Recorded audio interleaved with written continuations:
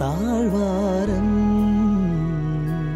ഹൃദയരാഗം നീട്ടിടും നീ സ്നേഹകൂടാരം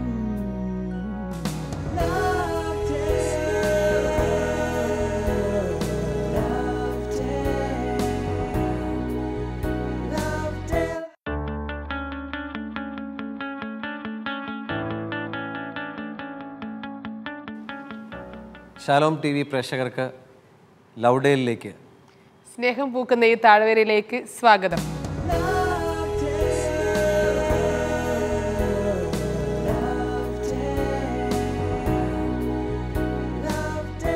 നമ്മളുടെ കുടുംബങ്ങൾ യഥാർത്ഥത്തിൽ സ്നേഹത്തിൻ്റെ സന്തോഷം അനുഭവിക്കുന്ന കുടുംബങ്ങളായി മാറണം. നമ്മുടെ കുടുംബങ്ങളെ സ്നേഹം പൂക്കുന്ന താഴ്വരയാക്കി മാറ്റാൻ ഉതകുന്ന ചിന്തകളും ചർച്ചകളുമാണ് ഈ പ്രോഗ്രാമിലൂടെ നാം ഒരുക്കുന്നത്. നമ്മൾ ഈ എപ്പിസോഡിൽ ആശയവിനിമയം കുടുംബത്തിൽ കുടുംബ ബന്ധങ്ങളെ ആശയവിനിമയം എങ്ങനെ ശക്തമാക്കുന്നു എന്ന കഴിഞ്ഞ എപ്പിസോഡിലെ ചർച്ചയുടെ അടുത്ത ഭാഗമാണ് നമ്മൾ ഈ ചർച്ചയിൽ കാണുക. ഏറ്റവും സ്നേഹപൂർവ്വം വിശിഷ്ടാതിഥികളെ നമുക്ക് ഈ ചർച്ചയിലേക്ക് സ്വാഗതം ചെയ്യാം. ആദ്യമായി ഈ ചർച്ചയിലേക്ക് സ്വാഗതം ചെയ്യുന്നത് ഫാദർ വർഗീസ് കുത്തൂരച്ചനെയാണ്. തൃശ്ശൂർ അതിരൂപത ലൂർദ് കത്തീഡ്രൽ വികാരിയും ഫാമിലി അപ്പോസ്റ്റലേറ്റിൻ്റെ മുൻ ഡയറക്ടറുമായ കുടുംബങ്ങളെ ഏറെ സ്നേഹത്തോടെ കരുതുകയും വളർത്തുകയും ചെയ്യുന്ന കുത്തൂരച്ചനെ സ്നേഹപൂർവ്വം ഈ വേദിയിലേക്ക് സ്വാഗതം ചെയ്യാം.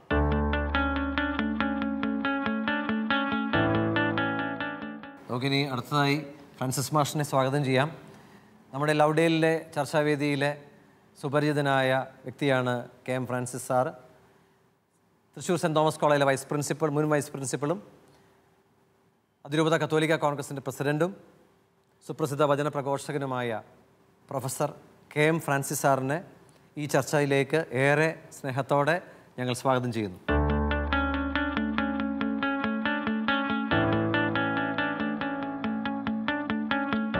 അടുത്തതായി നമുക്ക് സ്വാഗതം ചെയ്യാനുള്ളത് മേരി റെജീന മാഡത്തിനെയാണ്.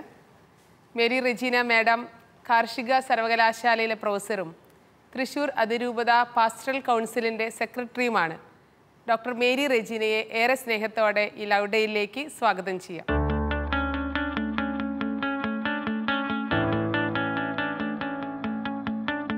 കുടുംബ ബന്ധങ്ങളെ ശക്തിപ്പെടുത്താൻ ആശയവിനിമയം ഏറ്റവും ആവശ്യമാണെന്ന ഈ ചർച്ചയിലേക്ക് ഏവരെയും ഏറ്റവും സ്നേഹപൂർവ്വം സ്വാഗതം ചെയ്യുന്നു.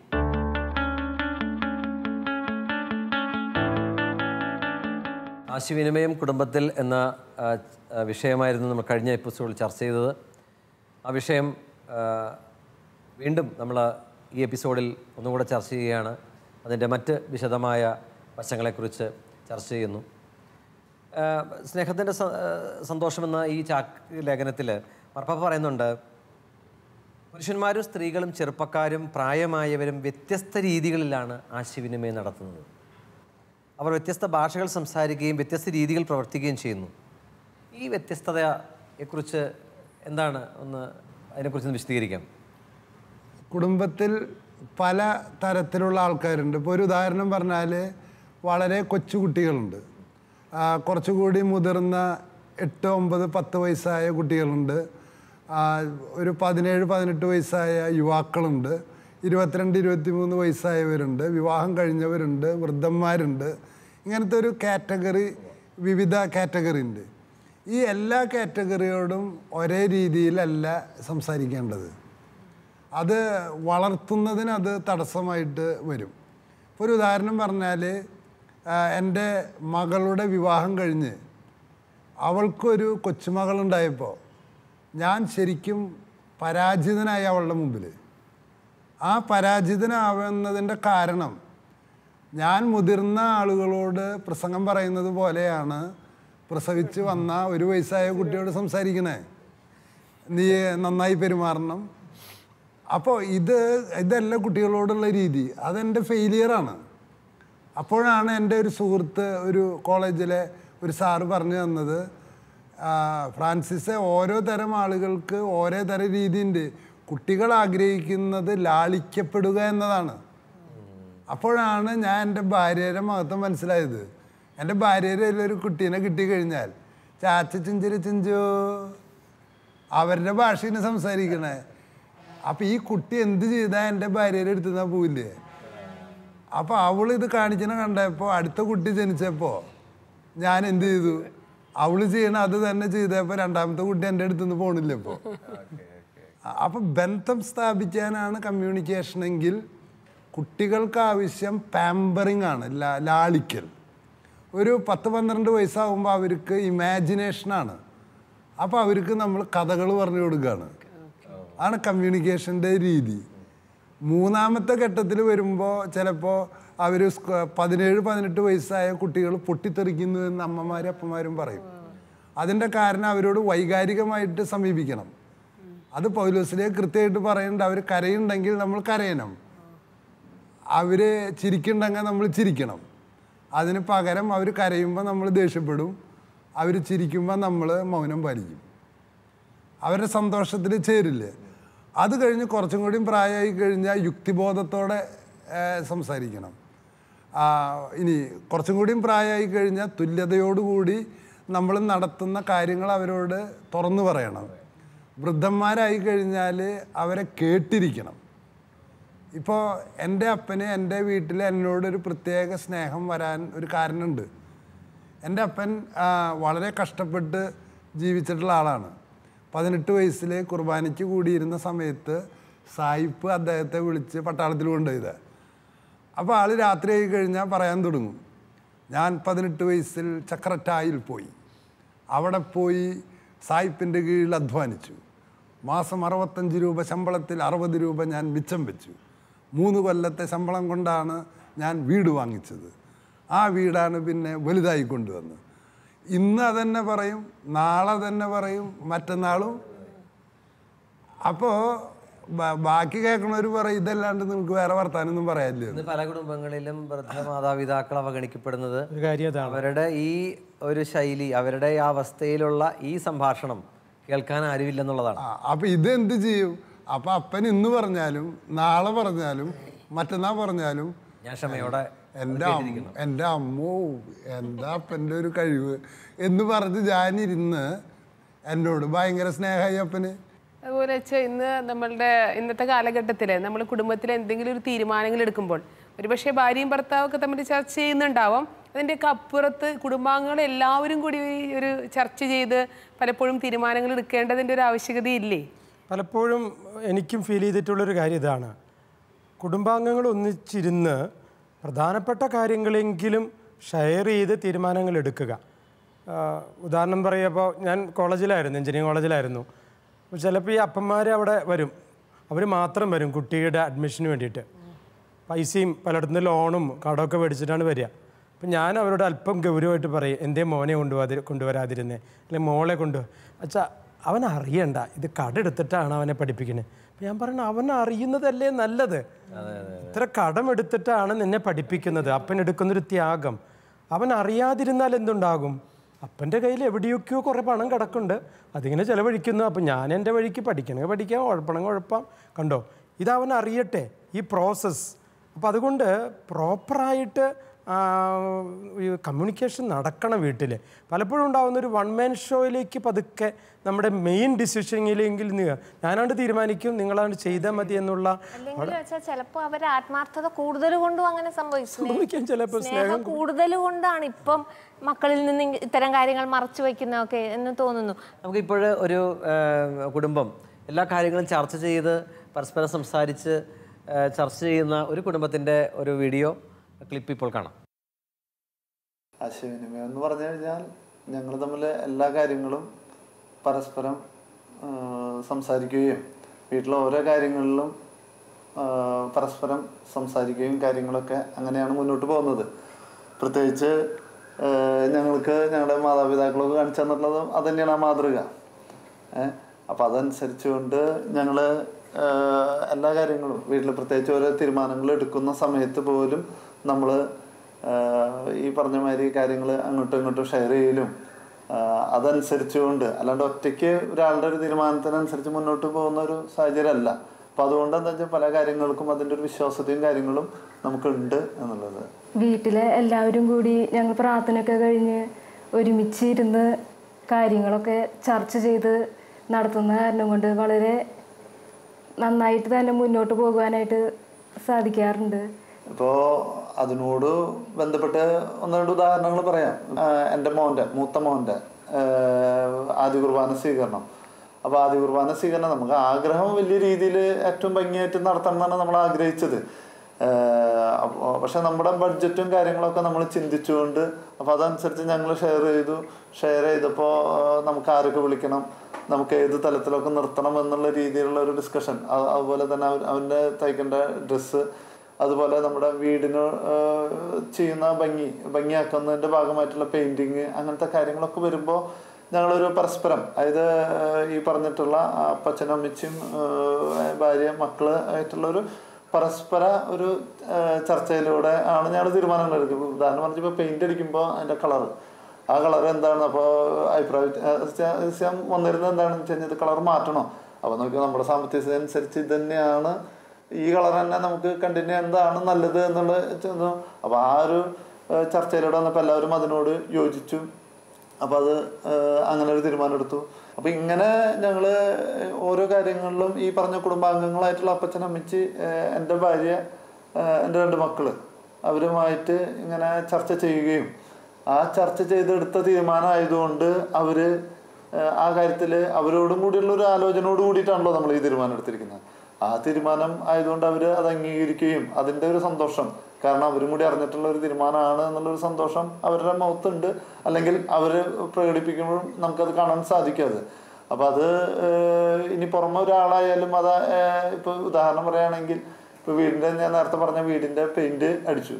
ആ പെയിൻറ്റ് അടിച്ചാൽ എനിക്കിഷ്ടമായില്ല ആ കളറ്, അത് അപ്പൻ്റെ ഇഷ്ടത്തിനാണ് എന്നുള്ള അവർ പറയില്ല. കാരണം ഞങ്ങൾ എല്ലാവരും കൂടി എടുത്തു തീരുമാനമാണ്. അഭിപ്രായങ്ങളുണ്ടെങ്കിലും ആ അഭിപ്രായം ചർച്ച ചെയ്തു വന്നപ്പോൾ അത് ഒരു ഏക തീരുമാനത്തിൽ എത്തിയത് കൊണ്ട് അതിനെക്കുറിച്ച് പിന്നൊരു അഭിപ്രായ വ്യത്യാസം പറയാനുള്ള ഒരു അവസരമില്ല, അല്ലെങ്കിൽ അങ്ങനെ പറയുന്ന ഒരു സാഹചര്യം ഉണ്ടായിട്ടില്ല. നമ്മളിപ്പോൾ ഈ ബൈറ്റിൽ കണ്ടതുപോലെ അവർ ഒരുമിച്ചിരുന്ന് ചർച്ച ചെയ്യുന്നു. തീർച്ചയായിട്ടും അനേകം കുടുംബങ്ങൾക്ക് മാതൃകാപരമാണ്. ഞങ്ങളുടെ കുടുംബത്തിൽ ഈ കുടുംബ പ്രാർത്ഥന കഴിഞ്ഞൊരു സമയം എന്നവർ പറഞ്ഞത് ഓർക്കുക. ഞങ്ങളിങ്ങനെ കുടുംബ പ്രാർത്ഥന കഴിഞ്ഞ് എന്തെങ്കിലും വിശേഷങ്ങളൊക്കെ ഉണ്ടെങ്കിൽ പറയാൻ ഒക്കെ ആയിട്ട് അങ്ങനെ സമയം പലപ്പോഴും വേണ്ടത്ര സമയം കിട്ടാറില്ല. പലപ്പോഴും ആ ഒരു സെഷൻ പിള്ളേർ വളരെ ആക്റ്റീവാണ്. നിനക്ക് എന്തൊക്കെയാണ് എന്തെങ്കിലും പറയാനുണ്ടോ, നിനക്ക് എന്തെങ്കിലും പാട്ട് പാടണമെങ്കിൽ ആ സമയത്ത് അവതരിപ്പിക്കാം. അതൊരു ഉല്ലാസത്തിൻ്റെ സമയമാണ്. ഇപ്പോൾ ഈ കോൺവെൻറ്റുകളിലൊക്കെ ഉല്ലാസത്തിൻ്റെ ഒരു സമയമുണ്ടല്ലോ. ഇതുപോലെ കുടുംബാംഗങ്ങൾ ഒരുമിച്ചിരിക്കുന്നൊരു സമയം, അത് വളരെ പ്രധാനപ്പെട്ട. അവർ പറഞ്ഞപ്പോഴത് ഞാൻ ഓർക്കുകയാണ്. എല്ലാ കുടുംബങ്ങളിലും ഇങ്ങനെ കുറച്ച് ഒരുമിച്ചിരുന്ന് ചർച്ച ചെയ്യുന്നൊരു സമയം ഉണ്ടായിരുന്നെങ്കിൽ എന്ന് ഷെയറിങ്ങിൽ തോന്നുമായിരുന്നു. ഇന്ന് പലപ്പോഴും നമ്മുടെ ആധുനിക കുടുംബങ്ങൾ നേരിടുന്ന ഒരു വലിയ പ്രശ്നമായിട്ട് നമ്മൾ കാണുന്നത് ഒരു ക്വാളിറ്റി ടൈം കൊടുക്കാനായിട്ട് നമുക്ക് പറ്റുന്നില്ല. ഇരിക്കാനുള്ള സമയം കുറഞ്ഞു വരുന്നു. എല്ലാവരും തിരക്കിലാണ്. അപ്പോൾ എന്താണ് അതിനൊരു ഒരു ക്വാളിറ്റി ടൈം? ഇത് ഏറ്റവും പ്രധാനപ്പെട്ട കാര്യമാണെന്നും മറ്റെല്ലാത്തിനും സമയമുണ്ട്, പക്ഷെ ഇതിന് മാത്രം ഒരുമിച്ചിരിക്കാനും ഭാര്യയും ഭർത്താവും സംസാരിക്കാനും സമയമില്ല എന്നുള്ള പരാതിയാണ് നമ്മളെല്ലായിടത്തും കേൾക്കുന്നത്. മാർപ്പാപ്പ ഈ പുസ്തകത്തിൽ പറയുന്നുണ്ട്, സമയമെടുക്കുക, ഗുണമേന്മയുള്ള സമയം. അതിൻ്റെ അർത്ഥം ഇതാണ്: മറ്റേ വ്യക്തിക്ക് പറയാനുള്ള എല്ലാ കാര്യങ്ങളും ക്ഷമാപൂർവ്വം ശ്രദ്ധയോടെ കേൾക്കാൻ തയ്യാറായിരിക്കുക എന്നുള്ള ഒരു കാര്യം. ഒരു ക്വാളിറ്റി ടൈമിനെ കുറിച്ച് പറയുന്നുണ്ട്. ഈ പുതിയ തലമുറയോട് ഇതിനെക്കുറിച്ച് എന്താണ് അച്ഛന് പറയാനുള്ളത്? ഇന്ന് ഉണ്ടാവുന്നത് ഒത്തിരി സ്വരങ്ങൾ കേൾക്കാൻ എല്ലാവരും തയ്യാറാണ്. അപ്പോൾ മൊബൈലിൻ്റെ പാട്ട് കേൾക്കുന്നു, അല്ലെങ്കിൽ സിനിമ കാണുന്നു, അതിനൊക്കെ നമ്മൾ സമയം കണ്ടെത്തുന്നു. നമ്മൾ പറയില്ലേ, ഒരു ഗ്ലോബൽ ഫാമിലി ആയിട്ടുണ്ട്. ബ്രസീലിലിരിക്കുന്നവരും ഉഗാണ്ടയിലിരിക്കുന്നവരായിട്ടൊക്കെ നമ്മൾ ഭയങ്കര സംസാരമാണ്. പക്ഷെ വീട്ടിലിരിക്കുന്നവരുമായിട്ട് ഒന്ന് സംസാരിക്കാൻ ചിലപ്പോൾ സമയം കണ്ടെത്താം. അമ്മച്ചി പറഞ്ഞതൊക്കെയാണ്. അങ്ങ് റോമിലിരിക്കുന്ന, വത്തിക്കാനിലിരിക്കുന്ന മാർപ്പാപ്പയുടെ കുർബാന എനിക്ക് നേരിട്ട് കാണാം, മാർപ്പാപ്പ എനിക്ക് കാണാം, എൻ്റെ മകനെ ഒന്ന് കാണാൻ എനിക്ക് എന്താ ബുദ്ധിമുട്ടില്ല. ഹൃദയങ്ങൾ അകന്നു പോയിരിക്കുന്നു. ശാസ്ത്രം വികസിച്ചതോടെ ദൂരങ്ങൾ അടുത്തായി, പക്ഷെ ഹൃദയങ്ങൾ അകന്നുപോയി എന്നുള്ള അച്ഛൻ. വാസ്തവത്തിൽ അത് വളരെ ശ്രദ്ധയോടുകൂടെ തന്നെ ഭർത്താവും ഭാര്യയും അല്ലെങ്കിൽ അപ്പനും അമ്മയും അതിന് സമയം കണ്ടെത്തുക തന്നെ വേണം. ഇതിന് വളരെ പ്രാധാന്യം ദാമ്പത്യ ജീവിതത്തിലും കുടുംബജീവിതത്തിലും ഉണ്ടെന്ന് മനസ്സിലാക്കിക്കൊണ്ട് തന്നെ, അവിടെയാണ് നമ്മൾ നേരത്തെയൊക്കെ പറഞ്ഞതുപോലെ മുൻഗണനകളെ നിശ്ചയിക്കണം. തിക്കും തിരക്കുകളൊക്കെ ഉണ്ട്, പക്ഷെ അതേസമയം ഇതിന് വളരെ പ്രാധാന്യമുണ്ടെന്നുള്ള ഒരു ചിന്തയോടെ സംസാരിക്കാൻ സമയം കണ്ടെത്തുക, ഒന്ന് ലിസൺ ചെയ്യാൻ സമയം കണ്ടെത്തുക. ചിലപ്പോൾ നമ്മൾ പറയില്ലേ, കുട്ടികളുടെ കുറുമ്പുകളും ആസ്വദിക്കാൻ സാധിക്കുക. അവരുടെ കുസൃതികൾ ചിലപ്പോൾ നമുക്ക് ദേഷ്യം വരും. പക്ഷേ അവിടെ ശാന്തതയോടുകൂടി അവർ കേൾക്കുക, അവരെ ഒന്ന് പ്രോത്സാഹിപ്പിക്കുക. ഇനി ചെറുപ്പക്കാരുടെ വലിയ പരാതി എന്താ? എന്നെ ആരും കേൾക്കാനില്ല. അപ്പോൾ എന്നെ കേൾക്കാനുള്ളവർ പുറത്താണ്. അപ്പോൾ ഞാൻ മാക്സിമം വൈകിട്ട് വീട്ടിലെത്തുന്നു. രാവിലെ ഉറങ്ങി ലേറ്റായിട്ട് എഴുന്നേറ്റ് വീണ്ടും പോകുന്നു. ഇവിടെയാണ് നമ്മൾ മാതാപിതാക്കളൊക്കെ ശ്രദ്ധിക്കേണ്ടത്. സമയം കണ്ടെത്തി, നമ്മൾ പറയില്ല അവൈലബിലിറ്റി എന്ന് പറയും, നമ്മൾ സമയം കണ്ടെത്തി തന്നെ ആകണം ശരിക്കും. അല്ലെങ്കിൽ ജോലികളുടെ ഇടയിൽ ഞാൻ തിരിച്ചെത്തുമ്പോൾ എന്നെ കേൾക്കാനൊരു ഭാര്യയുണ്ടെന്നും, അല്ലെങ്കിൽ ഭർത്താവ് തിരിച്ചു വന്നുമ്പോൾ എനിക്ക് ഏറെ കാര്യങ്ങൾ ഭർത്താവിനോട് പറയാനുണ്ടെന്നും, ഇങ്ങനെ ഒരു പ്രതീക്ഷയോടെ ജീവിക്കുന്ന ആശയവിനിമയത്തിനായിട്ട് സമയം കൊടുക്കുന്ന കുടുംബങ്ങൾ ഇന്ന് നമ്മുടെ ചുറ്റുപാട് ധാരാളം. ഡോക്ടർ, നമ്മളിങ്ങനെ ജീവിതത്തിൽ ഉയർച്ചയുടെ പടവുകൾ കഴിയുന്തോറും മറ്റു പലരും നമ്മുടെ ഇടയിലേക്ക് കയറി വരുന്നുണ്ടോ എന്ന് സംശയമുണ്ട്. എൻ്റെ ഒരു സഹപ്രവർത്തക പങ്കുവെച്ച് ഞാൻ ഓർക്കുകയാണ്. അച്ഛനിങ്ങനെ പറഞ്ഞപ്പോൾ നാട്ടിലുള്ള അമ്മയാണ്. അമ്മ മക്കളുടെ കൂടെ, മോൻ്റെയും മരുമോളുടെ കൂടെ ഒന്ന് നിൽക്കാൻ വേണ്ടിയിട്ട് കൊതിച്ചിട്ട് ഗൾഫിലേക്ക് പോയതാണ്. അപ്പോൾ അമ്മ തിരിച്ചു വന്നപ്പോൾ ഓടിപ്പോന്നു. 1 മാസം കഴിയുമ്പോഴേക്കും അമ്മ തിരിച്ചു വന്നു. എനിക്ക് അവിടെ പോയിട്ട് ശ്വാസം മുട്ടിയിട്ട് പാടി. അമ്മ പറഞ്ഞത് ഇതാണ്, മകൻ ഒരു റൂമിൽ മൊബൈൽ വരയ്ക്കുന്നു, ഇങ്ങനെ തന്നെയാണ് പറഞ്ഞത്. അപ്പുറത്തെ റൂമിലിരുന്ന് മരുമകൾ മൊബൈൽ വരയ്ക്കുന്നു എന്നാണ് അമ്മ പറഞ്ഞത്. കുറച്ച് നാൾ 3 മാസം നിൽക്കാൻ പോയ അമ്മ 1 മാസം കഴിയുമ്പോഴേക്കും തിരിച്ചു ഓടിപ്പോന്നു. ശരിക്കും ഇന്നത്തെ കാലഘട്ടത്തിൽ പ്രത്യേകിച്ചും ഈ നവദമ്പതികളുടെയൊക്കെ ഇടയിൽ ഈ ഒരു മാധ്യമങ്ങളുടെ, പ്രത്യേകിച്ചും ഈ മൊബൈലിൻ്റെ ഒക്കെ ഒരു ഇൻഫ്ലുവൻസ് ഭയങ്കരമായിട്ട് കടന്നുകൂടിയിട്ടുണ്ടെന്നാണ്. മാഷിന് അതിനെക്കുറിച്ചൊന്ന്. എനിക്കൊരു അനുഭവം ഉണ്ടായത് ഞാൻ പറയാം. ഞാൻ ഈ വാട്സപ്പ് എന്ന് പറയുന്ന സംവിധാനത്തിൽ പ്രവേശിച്ചിട്ട് ഒരു കൊല്ലമായിട്ടുള്ളൂ. പക്ഷേ എങ്കിൽ പോലും പെട്ടെന്ന് തന്നെ അതിനോട് അഡിക്റ്റഡായി. ഈ അഡിക്ഷൻ എൻ്റെ ജീവിതത്തെ എങ്ങനെ ബാധിച്ചിരിക്കുന്നു. ഇപ്പോൾ കഴിഞ്ഞ ദിവസം എൻ്റെ വളരെ വേണ്ടപ്പെട്ടതും അടുത്തതുമായ ബന്ധുക്കൾ വീട്ടിൽ വന്നു. ആ വീട്ടിൽ വന്നിട്ട് അവരായിട്ട് സംസാരിച്ചിരിക്കുന്നതിൻ്റെ ഇടയിൽ ഒരാൾ വാട്സപ്പിലൊരു മെസ്സേജ് അയച്ചു. പെട്ടെന്ന് തന്നെ എൻ്റെ ശ്രദ്ധ ആ മെസ്സേജിലേക്ക് പോവുകയും അതിന് ഞാൻ മറുപടി കൊടുക്കാൻ ഇരിക്കുന്ന ആ തീവ്രതയിൽ അവർ എന്നോട് സംസാരിക്കുന്നത് എനിക്ക് കേൾക്കാൻ പറ്റുന്നില്ല. അങ്ങനെ കേൾക്കാൻ പറ്റാതെ ഞാനിരിക്കുമ്പോൾ അവർ ബായ് പറഞ്ഞ് വീട്ടിൽ നിന്ന് ഇറങ്ങിപ്പോയി. ഇവരിറങ്ങിപ്പോയ വഴിക്ക് എൻ്റെ ഒരു മകള് എന്നെ അടുത്ത് വന്ന് അവൾ എന്നെ ശാസിച്ചു. അപ്പൻ ഞങ്ങളോട് പറയാറില്ലേ, ഇഗ്നോറിങ് ഈസ് കില്ലിങ്. അവഗണന കൊലപാതകത്തിന് തുല്യമാണ്. എത്ര വേദനയോടു കൂടിയാണ് അവരിറങ്ങിപ്പോയതെന്ന് അപ്പനറിയൂ. ഞാൻ ഉടൻ തന്നെ പറഞ്ഞു, മോളെ മാപ്പ്, ഞാൻ നാളെ തന്നെ പോയി അവരുടെ വീട്ടിൽ കയറി വരാമെന്ന് പറഞ്ഞു. അപ്പോൾ ഈ ഒരു സിറ്റുവേഷൻ ഇന്ന് ഭീകരമായി ബാധിച്ചിരിക്കുകയാണ്. ഇത് ദൈവാനുഗ്രഹത്താൽ ഈ പുസ്തകമൊക്കെ വായിക്കുന്നത് കൊണ്ട് എനിക്ക് കിട്ടിയ ഗുണം എന്നെ തന്നെ വിലയിരുത്താൻ ഇത് സഹായിച്ചു എന്നതാണ്. അപ്പോൾ ഈ ഒരു പ്രോസസ്സിലൂടെ കുടുംബങ്ങളിൽ ഇപ്പോൾ നേരത്തെ ഈ അമ്മ പറഞ്ഞത് ഒരു യാഥാർത്ഥ്യമാണ്. പക്ഷേ അതെന്തുകൊണ്ട് വരുന്നു? അപ്പം ഞാൻ എൻ്റെ മക്കളോട് പ്രാർത്ഥനയുടെ സമയത്ത് എൻ്റെ ഒരു സ്വഭാവം പ്രാർത്ഥന കഴിഞ്ഞാൽ ഉടൻ പോയി കിടന്നുറങ്ങുക എന്നുള്ളതാണ്. ഇതറിയാവുന്നത് കൊണ്ട് എൻ്റെ മക്കൾക്കൊരു സൂത്രമുണ്ട്, അവർ പ്രാർത്ഥന പരമാവധി നീട്ടും. അത് ഒരു അഡ്ജസ്റ്റ്മെൻറ്റ് വരുന്നതാണ്. അപ്പോൾ ആദ്യമൊക്കെ ഞാൻ അവരെ ചീത്ത പറഞ്ഞ് എൻ്റെ സമയത്തിന് പ്രാർത്ഥന എത്തിച്ച് പോയി കിടന്നുറങ്ങും.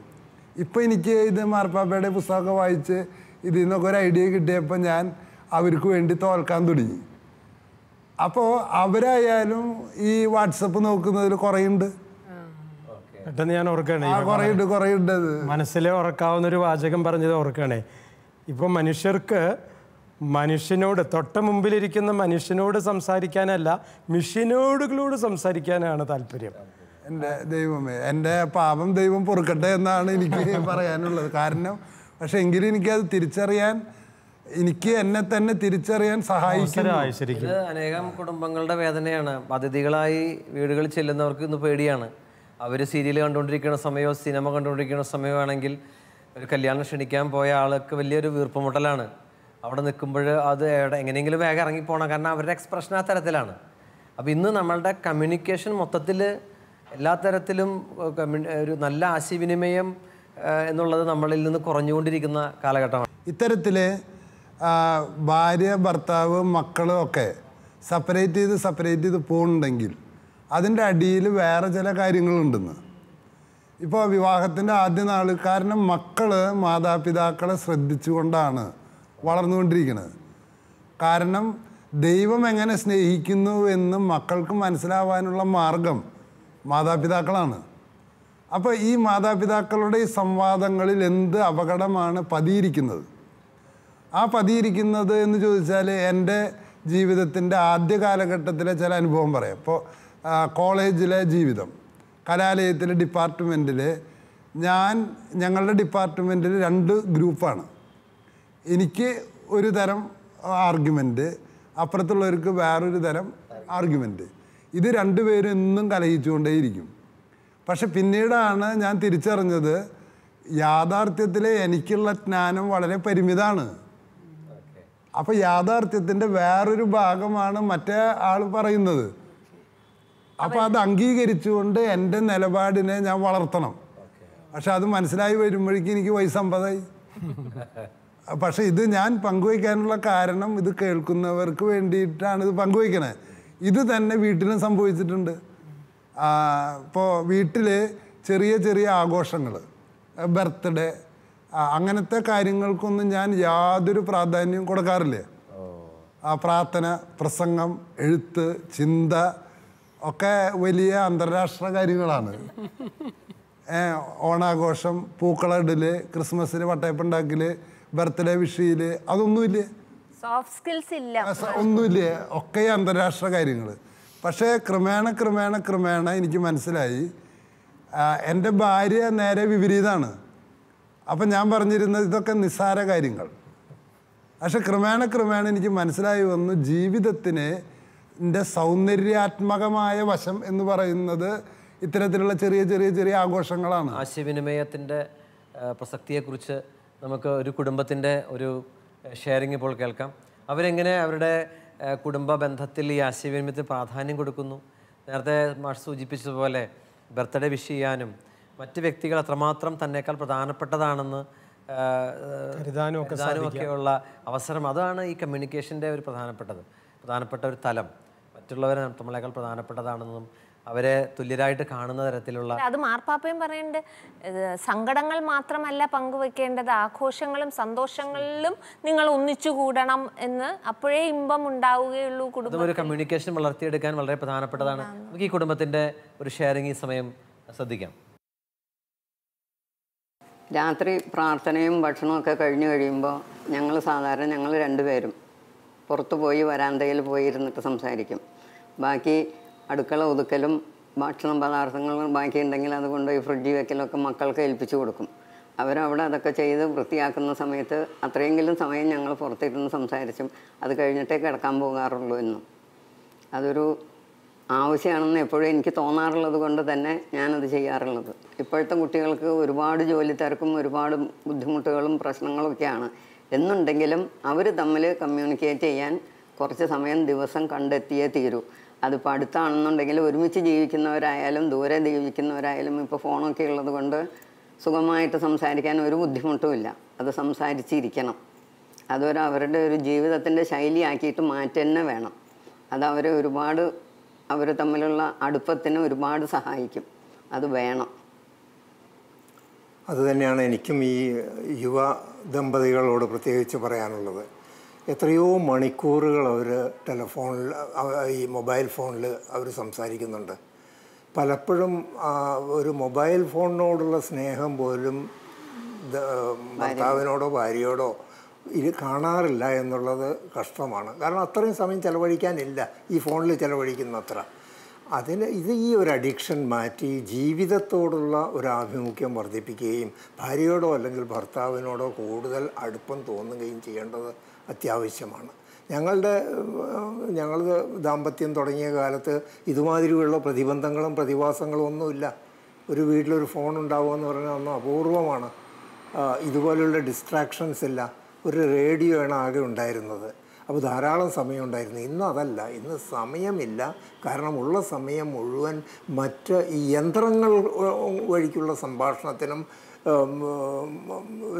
ചിന്തകൾ പങ്കുവയ്ക്കാനോ അല്ലെങ്കിൽ കാര്യങ്ങൾ പറയാനോ ഒക്കെ ആയി മാറുകയാണ്. മാനുഷികമായ ഒരു കമ്മ്യൂണിക്കേഷന് സാധ്യതയില്ലാത്ത കുറഞ്ഞു വരുന്ന ഒരു കാലഘട്ടത്തിലേക്കാണ് നമ്മൾ പോയിക്കൊണ്ടിരിക്കുന്നത്. ഒരു നല്ല സ്വഭാവം എൻ്റെ ഭാര്യയ്ക്കുള്ളത് ഈ വെഡ്ഡിങ് ആനിവേഴ്സറി അല്ലെങ്കിൽ ബർത്ത്ഡേയ്സ് മക്കളുടെ ആയാലും കൊച്ചുമക്കളുടെ ആയാലും ഒക്കെ ഉണ്ടാകുമ്പോൾ ഇതെല്ലാം കൂടി എഴുതി ഒരു ചാർട്ട് അടുക്കളയിൽ വെച്ചിരിക്കുകയാണ്. ആരുടെയൊക്കെ ബന്ധത്തിൽപ്പെട്ട ആരുടെയൊക്കെയാണ് ബർത്ത്ഡേ ഉണ്ടാവുന്നത് എന്നൊക്കെയുള്ള ഒരു ലിസ്റ്റ് എഴുതി വെച്ചിരിക്കുകയാണ്. അതിനനുസരിച്ച് അടുത്ത് സാമീപ്യമില്ലെങ്കിൽ ഫോണിൽ വിളിച്ച് ആശംസ പറയും. സാമീപ്യമുണ്ടെങ്കിൽ മക്കൾ നമ്മുടെ കൂടെയൊക്കെ ഉണ്ടെങ്കിൽ അവർക്ക് സമ്മാനങ്ങൾ കൊടുക്കുക, അന്ന് അവർക്ക് ആഘോഷങ്ങൾ ഉണ്ടാക്കുക, ഭക്ഷണത്തിൻ്റെ കാര്യത്തിലൊക്കെ. അത് കഴിഞ്ഞ് വൈകുന്നേരം എവിടേക്കെങ്കിലും ചെറിയ ടൂറിന് കൊണ്ടുപോവുക. ഇതൊക്കെ ഈ നമ്മുടെ ജീവിതത്തിൽ നമുക്ക് പ്രായോഗികമാക്കാവുന്നതാണ്. കാരണം ഇതൊക്കെ കൂടുതൽ അടുപ്പങ്ങൾ സൃഷ്ടിക്കാനായിട്ട്, ക്രിയേറ്റ് ചെയ്യാനായിട്ട്, അകൽച്ചകൾ കുറയ്ക്കാനായിട്ട് ഒരുപാട് സഹായിക്കുന്ന കാര്യങ്ങളാണ്. എനിക്കാണെന്നുണ്ടെങ്കിൽ ബർത്ത്ഡേ ഒക്കെ വരുന്ന സമയത്ത് വാട്സപ്പിൽ കൂടെ സംസാരിക്കാൻ എനിക്കിഷ്ടമില്ല.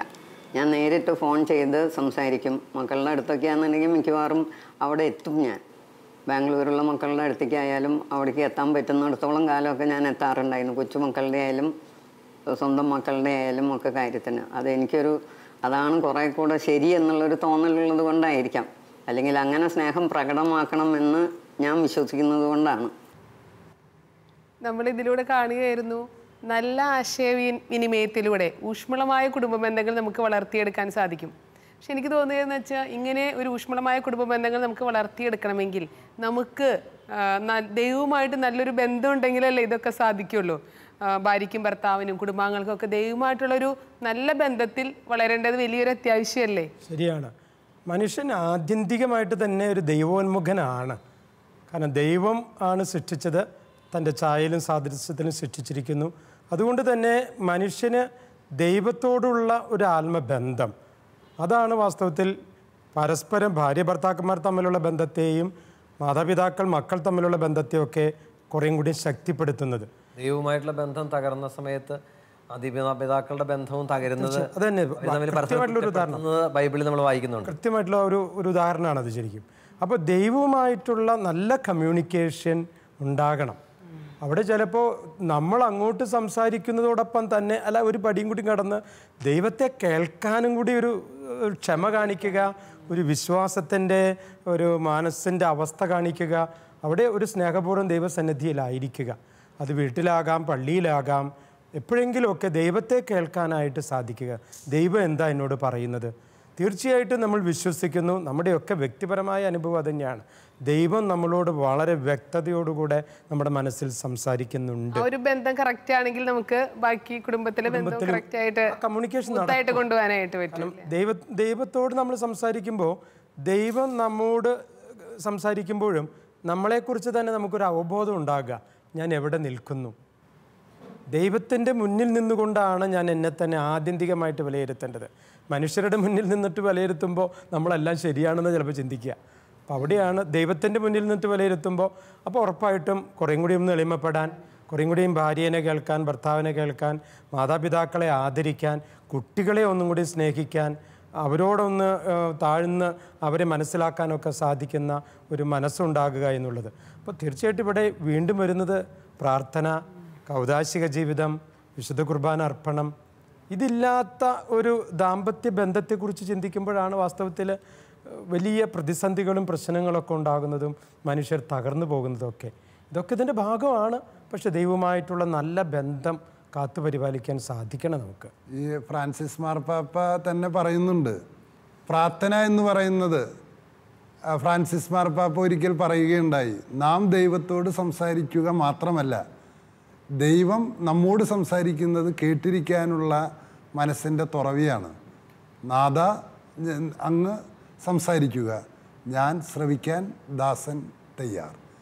ഈ ഒരു ബന്ധം സ്ഥാപിക്കുമ്പോൾ മറ്റുള്ളവർ കേൾക്കാൻ കഴിയുമെന്നാണ് എനിക്കുള്ള അഭിപ്രായം. നമ്മളിന്ന് ഈ ചർച്ചയിൽ ഉരുത്തിരിഞ്ഞു വന്ന ആശയങ്ങൾ ദൈവവുമായിട്ടുള്ള നല്ല ബന്ധമാണ്. ഭാര്യ ഭർത്താക്കന്മാർ തമ്മിലുള്ള ആശയവിനിമയത്തിൻ്റെ അടിസ്ഥാനം എന്ന് അച്ഛൻ പറയുകയായിരുന്നു. ആദിമ കുടുംബത്തിലും ഈ ദൈവവുമായിട്ടുള്ള നല്ല ബന്ധത്തിലായിരുന്നു അവർ പരസ്പരം സ്നേഹത്തിൻ്റെ ആ കൂട്ടായ്മയിലായിരുന്നത്. തീർച്ചയായിട്ടും ഈ ഒരു ചർച്ച അനേകം കുടുംബങ്ങൾക്ക് വലിയ പ്രതീക്ഷ നൽകുന്ന ചർച്ചയായിരുന്നു. തീർച്ചയായിട്ടും പുതിയ കുടുംബങ്ങളിലേക്ക് ധാരാളമായ ആശയവിനിമയങ്ങൾ, ദാമ്പത്യ സ്നേഹം വളർത്താൻ ആശയവിനിമയത്തിന് പ്രാധാന്യമുണ്ട് എന്ന് നമ്മൾ ചർച്ച ചെയ്തത് അനേകം കുടുംബങ്ങളെ ശക്തിപ്പെടുത്തട്ടെ. അങ്ങനെ ഇനിയും ധാരാളം കുടുംബങ്ങളിലേക്ക് ഒരുമയോടെ പരസ്പരം നന്നായി കമ്മ്യൂണിക്കേറ്റ് ചെയ്യുന്ന ധാരാളം കുടുംബങ്ങൾ, ക്രിയാത്മകമായ സംവാദങ്ങൾ കുടുംബങ്ങളെ കൂടുതൽ ബലപ്പെടുത്തട്ടെ എന്ന് ആശംസിക്കുന്നു. സ്നേഹത്തിൽ നമുക്ക് ഇനിയും വളരാം. കുടുംബസ്നേഹത്തിൻ്റെ കൃപ എല്ലാവരിലും ഒന്ന് നിറയട്ടെ എന്ന് പരസ്പരം പ്രാർത്ഥിക്കുകയും ചെയ്യും.